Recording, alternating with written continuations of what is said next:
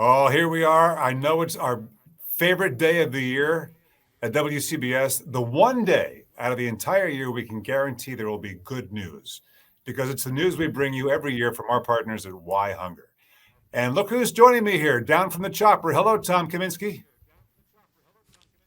Hello, Wayne Cabot. Always good to be with you on Hungerthon Day, and good to be part of this day that we've been a part of for so many years. And it's a joy to always be part of it and to support our dear friends at WhyHunger, who we've been partnering many years now. I mean, I've lost track of how many years. Somebody asked me this morning. I said 30. That sounds about right. But That sounds somebody I know would know, probably. And that's the guy who's been here doing it since 1975 with his brother, Harry Chapin. And that's Tom Chapin, singer, songwriter, storyteller, entertainer, humanitarian on the board of directors of WhyHunger. Hello, Tom. Hey, guys. It's so nice to see you guys again. It means a couple of things. It means I haven't seen you in a whole year. And it means that it must be around Thanksgiving and Hungerthon. And thanks so much for being part of this. Lovely to hear your voices, see your faces this day. It has many times I've been in the studio, but we're doing this Zooming. We've gotten used to this stuff. We're getting closer all the time, to human contact. And that actually is a good way of introducing you, Tom, and what WhyHunger does with the pandemic. I'm trying to get a read on, are people in a more giving mood? Because maybe they have more money to give with the relief programs we've been getting. They see the problems with hunger and homelessness, or is this strange national discourse? Is it putting us at a strange time when it comes to giving? I think it's the answer is both. Some people are giving more than ever, and others are not paying attention, and that's always been the thing. WhyHunger, has I got some numbers here. In 2020 alone, we mobilized $845,000 in emergency funding to 42 partner organizations and social movements in 8 countries for rapid response activities. And the drastic numbers that happened this last few years because of COVID. Something like 38 million Americans, and of those, almost 12 million are children, don't know what they're going to eat this week. And so those numbers are drastic. The good news is WhyHunger has been doing as it has been since 1975, putting hungry people in touch with food, helping them towards self-reliance, and really working toward food justice. Their motto is, "Food is a right, not a privilege." And that really comes to the bottom line here, which is that if you are poor, you have to make terrible decisions about yourself, your family, your children, about what to spend your money on, gas to get to your job, or rent, or heat, or food. And that is really what WhyHunger has been addressing for so long. My brother Harry was so prescient early on when he said that about American food is that, hunger is awful, but hunger in America is outrageous, Without a doubt. And the fact that WhyHunger now has this rapid response, you mentioned the rapid response. How does that work exactly? Well, if you or anybody needs help, the WhyHunger hotline is 1-800-5-HUNGRY, as it has been for many, many a moon. And you text your zip code to 1-800-548-6479, or visit whyhunger.org/find-food. And you get connected to your local, wherever you are. I know, because we're streaming today, anywhere in the country, they'll find the closest emergency food providers, food pantries, soup kitchens across the U.S. And that's the World WhyHunger hotline. Was that the question? And did I answer the right question here? Yes, you did. The rapid response or rapid relief. I'm not sure exactly what. I think you said rapid response. If somebody is looking at the week ahead and they've got kids, maybe themselves or elderly parents, and they're thinking, I just don't have the money to make it happen. 1-800-5-HUNGRY. Is that correct? That's right. And that'll get you information on how to get relief locally instantly. The WhyHunger hotline, which is 1-800-5-HUNGRY. It's been one of those things where early on, you assumed that there was a place that this was going to happen, and the government would doing it, or a state would do it, and all of a sudden years ago, WhyHunger just realized, wait a minute, nobody has that has a place where hungry people can just call up and say help, and so the WhyHunger hotline has been an amazing gift to anybody who is really struggling, and it's one of the proudest things we do. Tom, you were going to say Kaminski? My question actually kind of is sort of in that vein, because you've been doing this, and Harry got involved with Bill Ayers and formed WhyHunger basically because of you meeting Bill Ayers, that he speak to your brother, which is a great story, which I'd also like you to touch on. But when you look at the problem today, and I'm trying to form this question in my head as I'm saying it, does it make you angry to realize just how much more work there is all these years later? There's two answers to that. The first one is of course. Second one is that doesn't do you any good. I'm actually more proud than I am angry, and about the clarity of the goal of WhyHunger.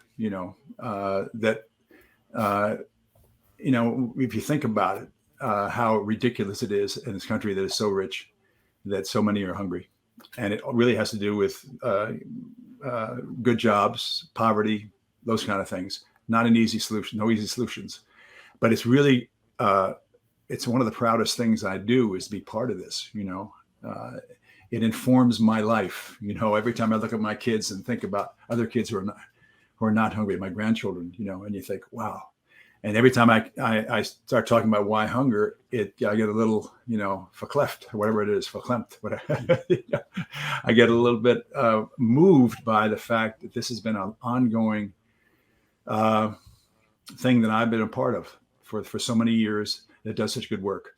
And that's really why we're here today, is to reach out to your listeners and your watchers and say, you can be part of this. It's an amazing thing to be part of the solution, and realize that you can make a difference. What makes it fun, aside from just feeling good about doing good, what makes it fun is the legacy that you and your brother bring to it, and that is the musical connections. And I'm going to let Tom Kaminski speak to that, because that's what Tom does. Well, one of the things I wanted to ask you, Tom, is now you are starting to do live performances. One of the great auction items that we have every year at Hungerthon has been a private that you do for the top bidder, and it's always one of these really amazing things. And so now you're back to live performances. It was on Zoom for the more than a year, and now that you're back to live performance now, is there a change in the audience? Is there a change in the audience's appreciation for the fact that this is a live performance in front of them now? It's very moving. First of all, we're still very, very careful. I'm at an age where I'm very healthy, but I'm at an age which says that I'm at risk, and as we all are. And so every concert we make sure that people are vaccinated and wearing masks and this and that and the other. But the answer is yes. People are so moved there's an amazing thing about playing live. It always has been for me anyway. The idea that you share stories with the audience, and the audience is at least as important as you are. You wouldn't be there without them. I did during the whole pandemic. My daughter Abigail talked me into doing mornings with Papa Tom Chapin and the Chapin sisters, and we did over 200 shows, which are all up on YouTube now. Anybody wants to watch it, for families. Abigail came out of Brooklyn and with a 4-year-old and her husband, and came up to where we are in the Hudson Valley, and we have a big house, and stayed with us for 6 or 7 months till she found a place up here. And Lily was right close by, so I had these 2 daughters singing with me, And we just, and Abigail was all worried about what parents were going to do with their kids suddenly when school stopped, And so we started doing these concerts, and they began with just doing some family, kids music, family music. And then it kind of broadened out into the whole folk thing. And if there's a special day, we would do something like that, these wonderful songs.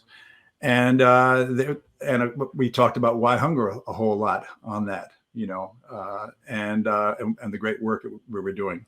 But that isn't, and it was wonderful to do that. There was people talking back and forth. We had the morning crew, but it didn't replace being able to be in a concert hall or in a club and really being, face to face and having the voices come back at you and the faces. And I miss that enormously.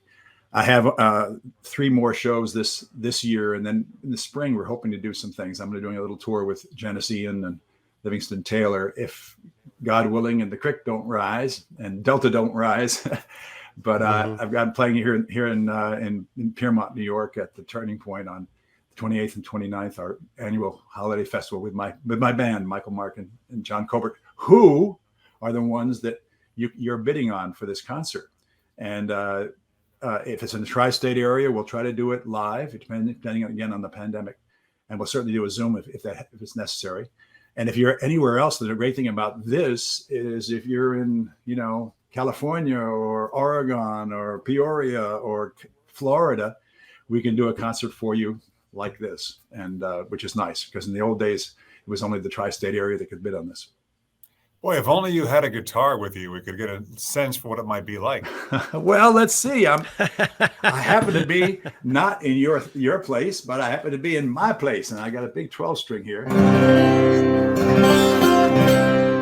Here's a song that Michael Mark and I wrote about this very issue. There is food for everyone, father, daughter, mother, son. There's enough for everyone in our green and growing home. In the desert, in the rain, from the mountain to the plain, there's enough for everyone in our green and growing home. Everyone, no matter who, there's a place reserved for you. There's enough for everyone in our green and growing home.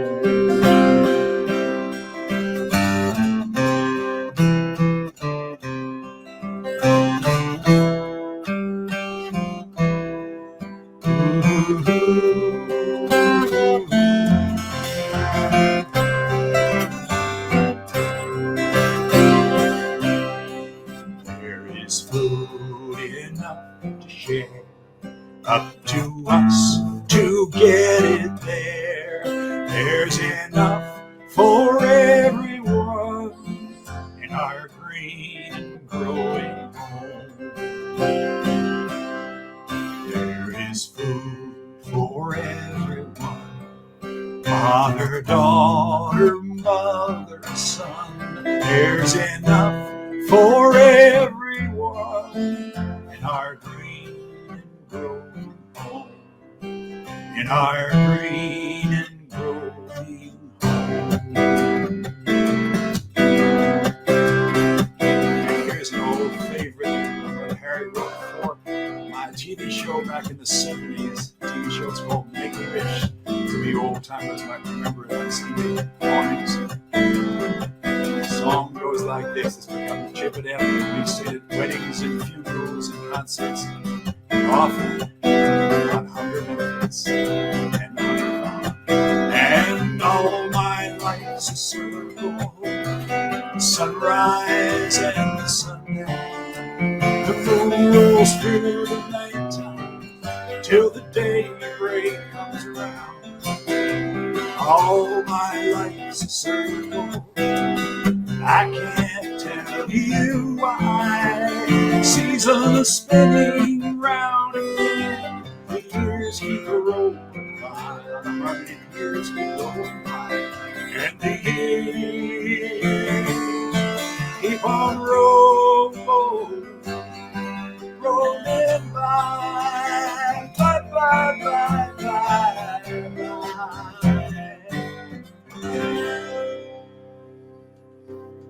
Boy, the years do keep on rolling by, Tom. That was beautiful.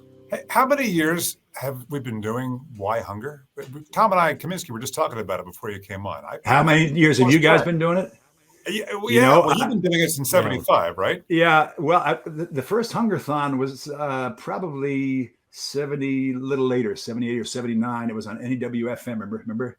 And with Pete Fornatel and those great guys, and it's 24 hours. And it was Harry on the station with various guests, Bill Ayers and Hunger folks, and it was 24 hours. I did that for maybe 5 or 6 years. The first year I remember it was I got a call. I'm in Brooklyn, and I got a call from Harry at about 2 a.m. I go, hello. He goes, hey, it's real dead up here. Why don't you come up to NEW? So I grabbed the guitar, got dressed, and came up there. We spent a couple of hours singing in the middle of the night to who knows who. and what's happened, of course, is that you guys and Sirius and have just stepped up and been so important to what we do, and that's one of the great things is realizing how committed you guys are, as well as the folks. The real heroes here are not me, and even Harry has been gone 40 years. Wow. Died in 81, and in July of 81, and it's the people who have kept it going, and the day-to-day people at WhyHunger and all of our partners. And so those are the real heroes here. And the people we're talking to who open up their pocketbooks and say, yeah, I want to be part of this. I want to help. And those are the heroes, and you can be part of that. Your listeners can. And a big thank you to everybody involved. This is one of the great things about Harry and Bill Ayers and WhyHunger was always, it's not, I'm going to fix hunger. It's we can do this. We have to do it together. And it's always about partnerships. And we treasure our partners, and we treasure you, Wayne and Tom, for doing this so many years. It's always a pleasure to be on this, talking to you and see you guys. Well, we treasure you and our listeners. I mean, we've had multiple years now of $1 million+ raised for Hungerthon. I mean, I got to believe somewhere Harry is knowing this and smiling. And I also got to believe there's something in the water at the Chapin household to grow such amazing talent and such huge hearts. Oh, well, thank you. It's as Harry said, when he was really like a major star, he had Cats in the Cradle and all these big hits, and he was selling out things. He says, it's really cool I'm doing this, but being a rock star is not an end in itself. He said it's just, and he always felt that he had a bully pulpit, and which was pretty remarkable. I mean, you think about, we talk about this guy now 40 years later, and not even about the song so much, but about this idea that he had, that so many other people have picked up and carried on. And it's kind of humbling and also just kind of magical, One of the things that, and I'm thinking of a phrase that I know that Harry had used, and I know Bill Ayers and you have referenced often. Hunger is the site to go to. It's hungerthon.org. 1-800-5-HUNGRY is the number to call, and any amount is graciously accepted and very welcome.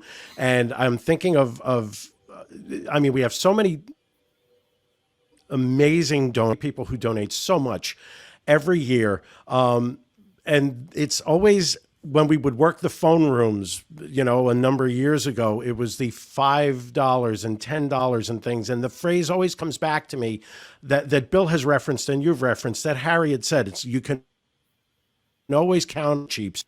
And that's the thing about this organization.